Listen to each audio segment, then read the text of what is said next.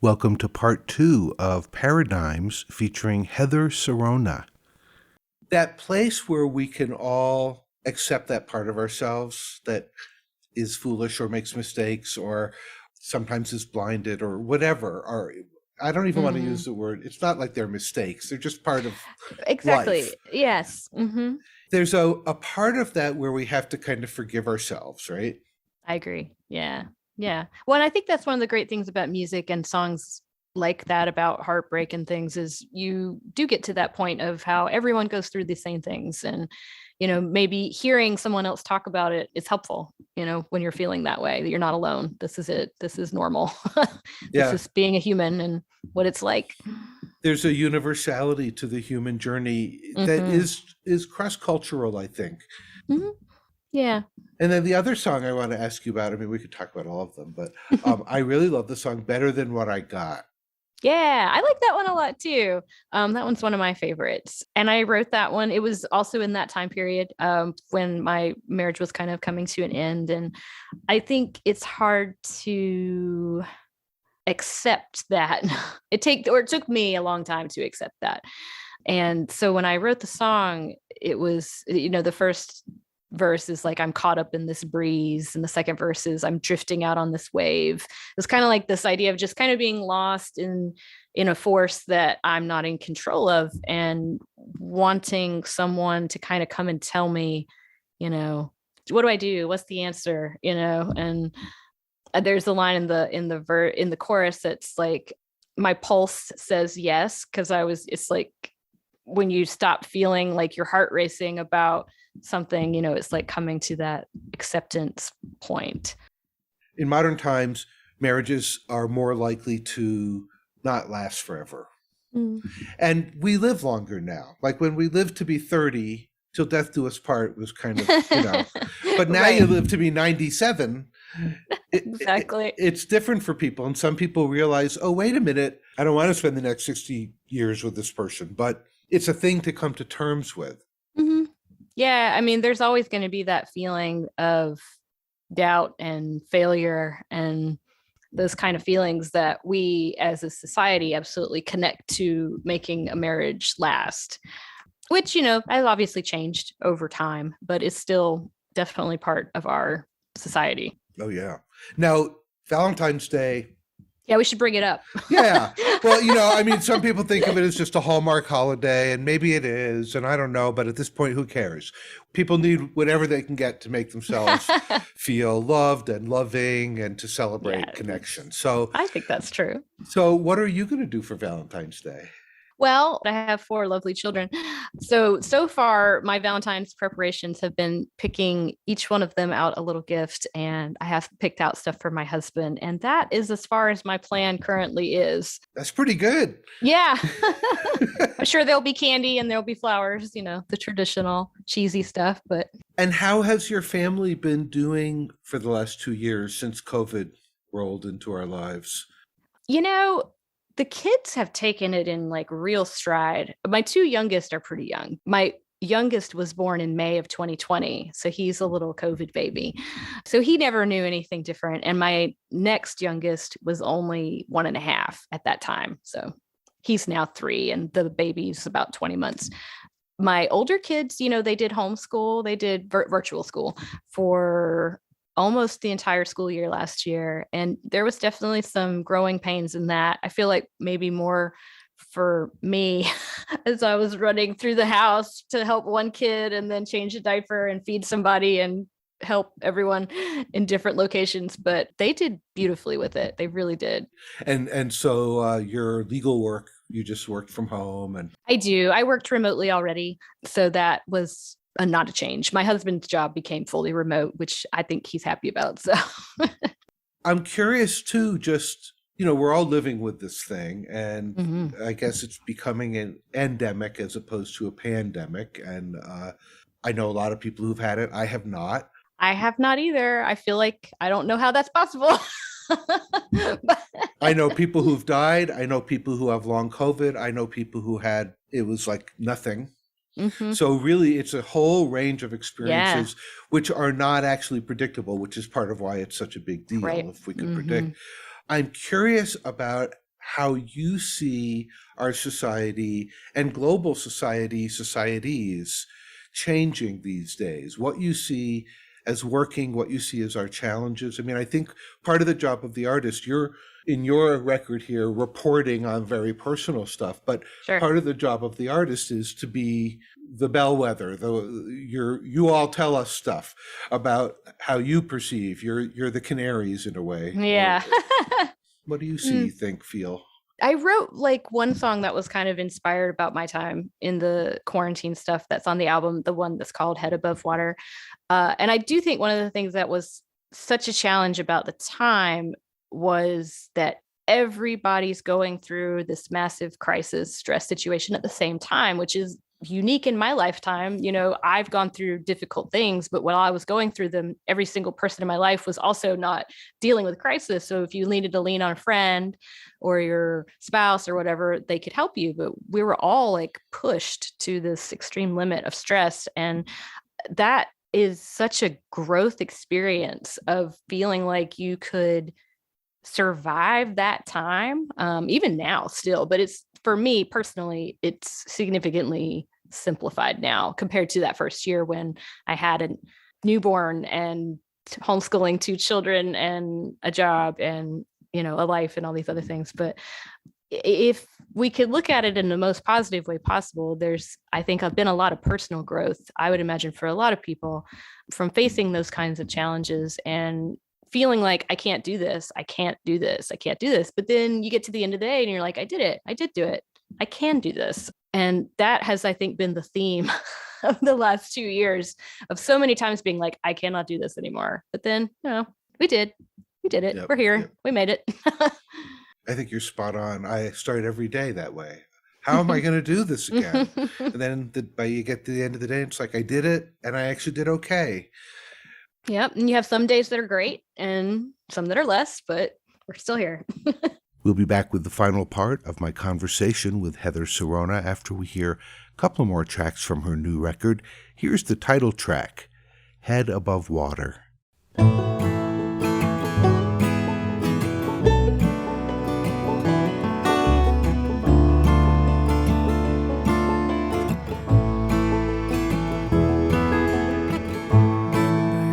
Bridges every night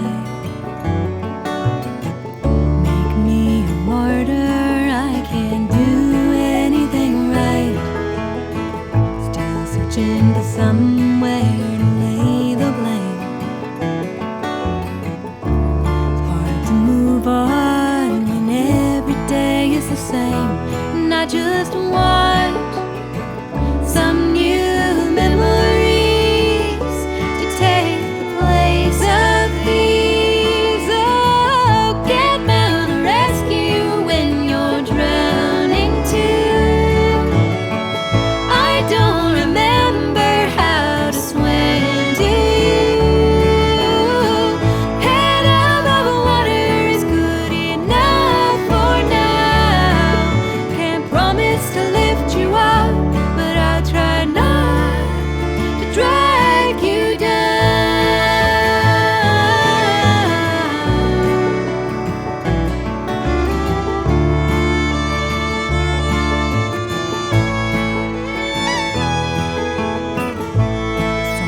For some things I said,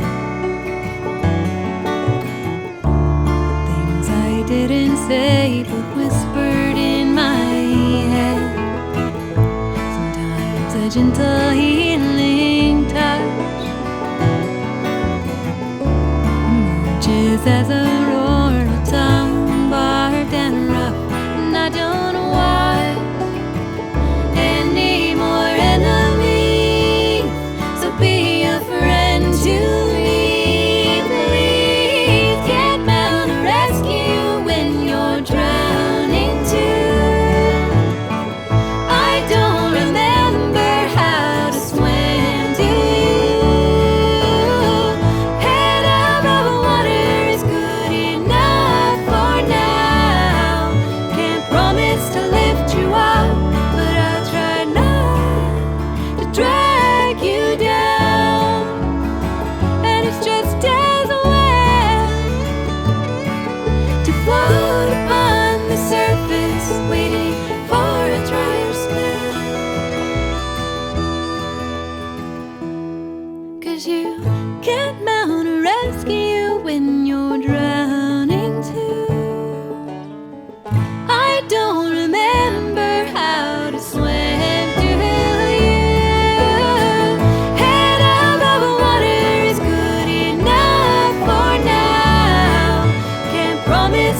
lift you up, but I'll try not to drag you down. Can't mount a rescue when you're drowning too. I don't remember how to swim through you. Head above water is good enough for now. Can't promise to lift you up, and it may not be enough if I cannot lift you up. Well, I'll try not to drag you down.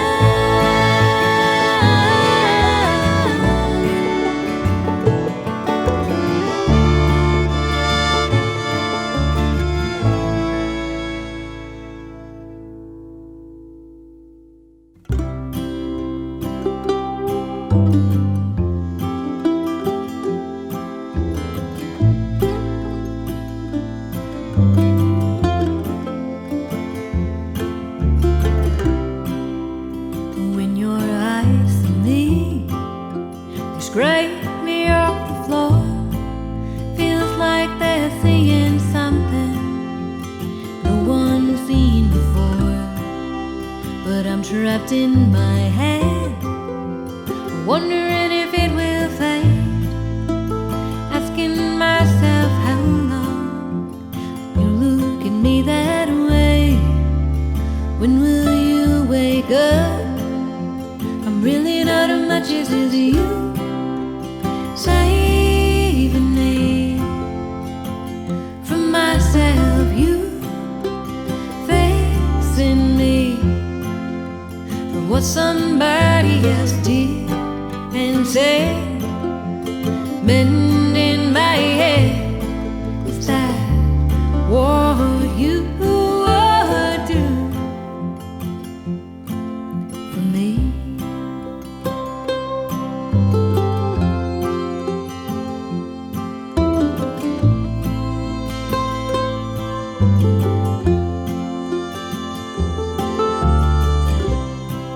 These wounds still need some time. This heart still wants to grieve. When you are in front of me, are you making me believe a story that I thought would never happen to me? I already let it go. How can I be what you need? Nobody needed me. Is you saving me from myself? You fixing me from what somebody else did and said. Mending my head, is that what you would do for me? Oh, for me, yeah. Oh, for me, oh, for me.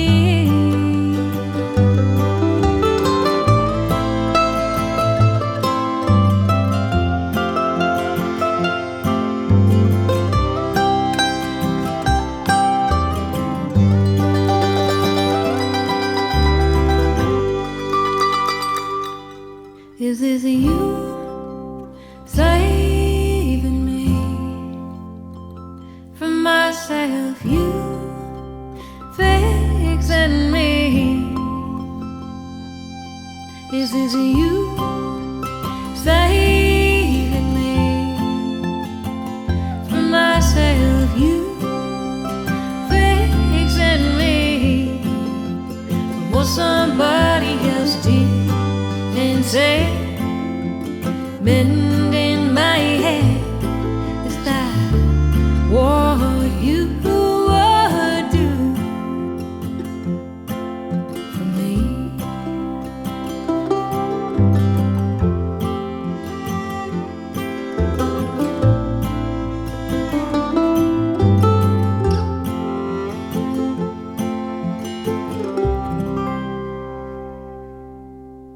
From Heather Sarona's new record, Head Above Water. That one's called For Me.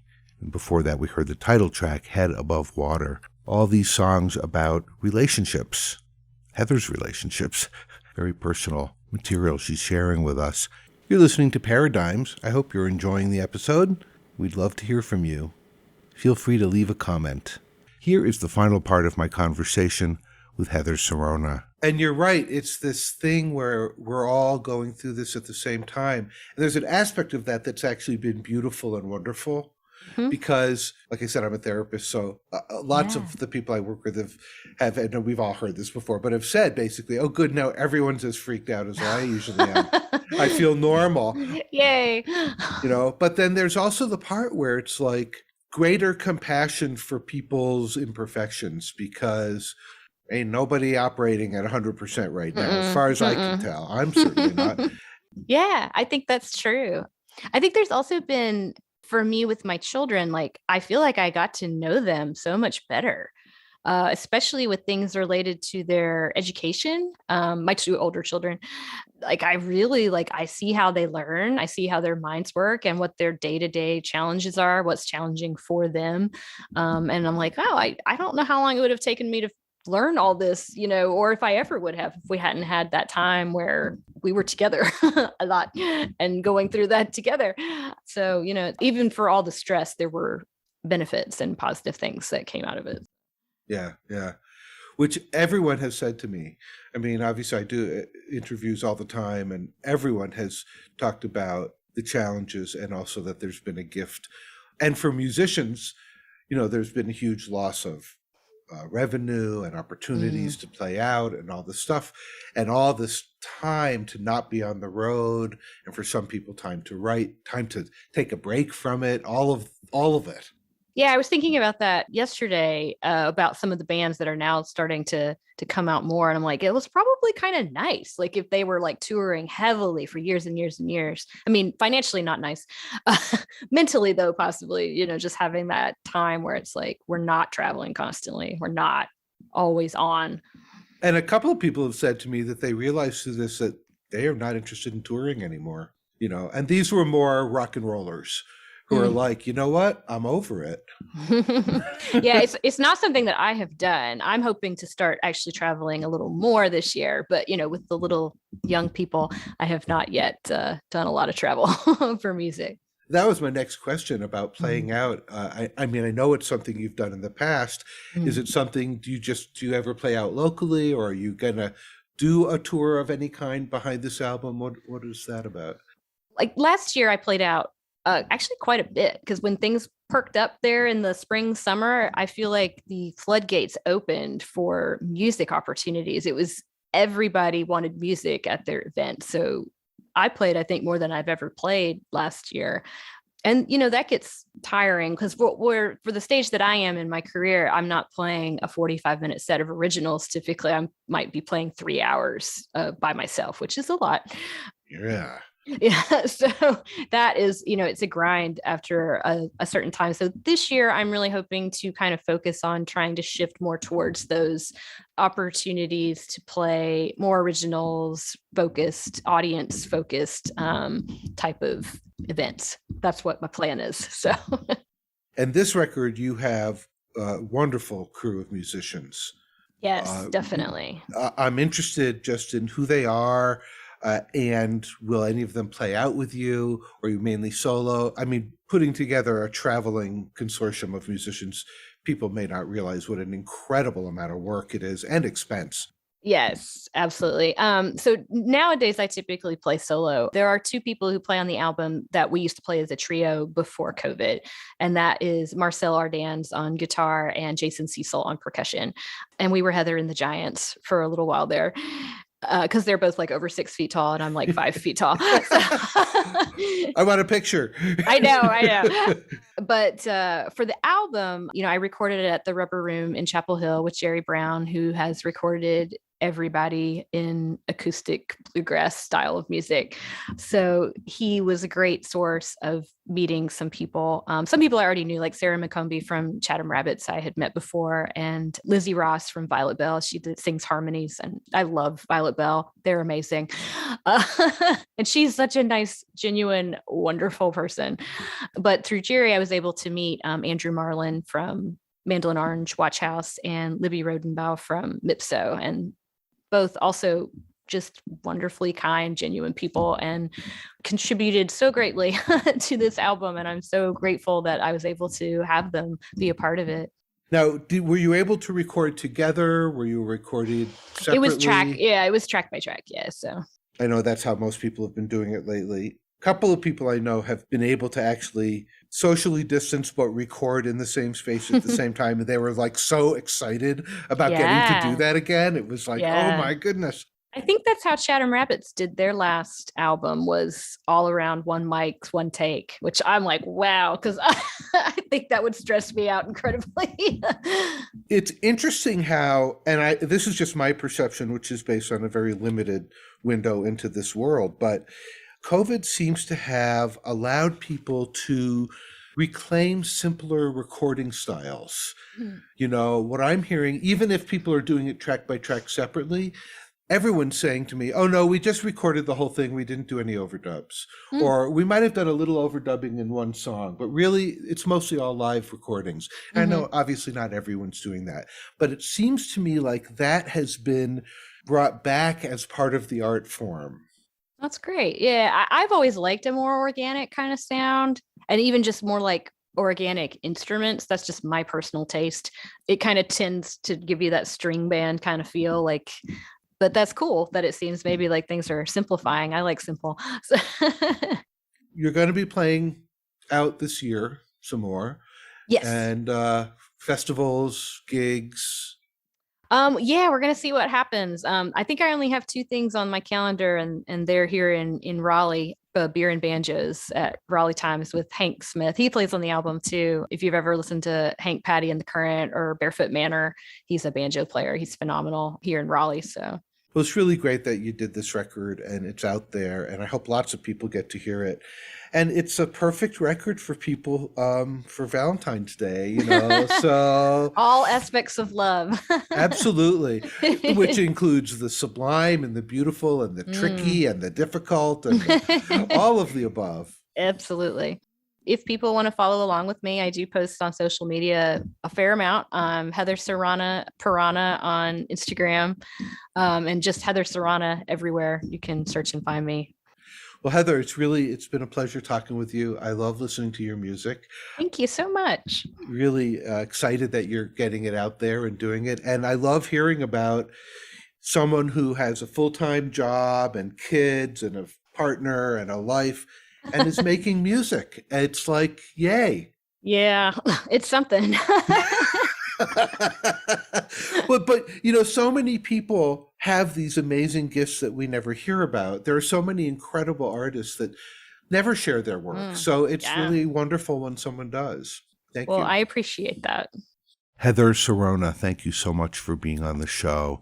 Really enjoyed talking with you, hearing about your artist journey, a bit about your life, and the wonderful music on this new record, Head Above Water. Definitely encourage people to check out Heather's website, heathersarona.com, HeatherSarona.com.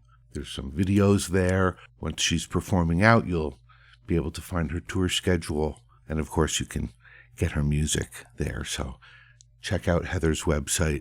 I also really encourage folks to check out that Bell Hooks book. I read you the preface from it at the start of the episode. The book is called All About Love, New Visions.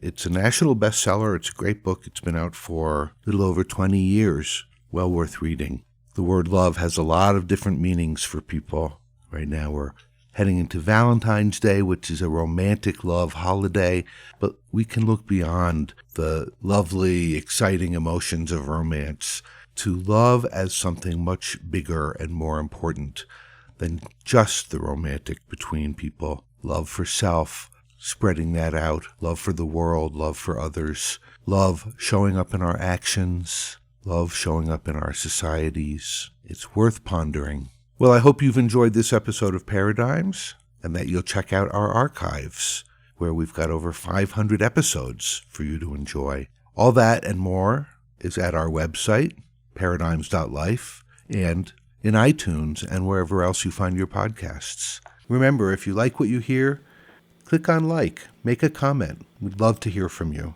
Many thanks go out to our Patreon campaign supporters. I hope you'll check out our Patreon campaign, patreon.com/paradigms. We can really use all the support we can get. Thank you so much. I'm going to leave you with one more song from Heather Sarona's new record, Head Above Water. It's called Window to Break. And let the word for the week be love. How do we feel it? How do we express it? What does it mean to love? One of the things Bell Hooks says in her book all about love is that love is the actions we take to support the spiritual growth of the other. So, love. Baruch signing off for Paradigms. We'll be back next time with more inspiring people. Until then, love and be well.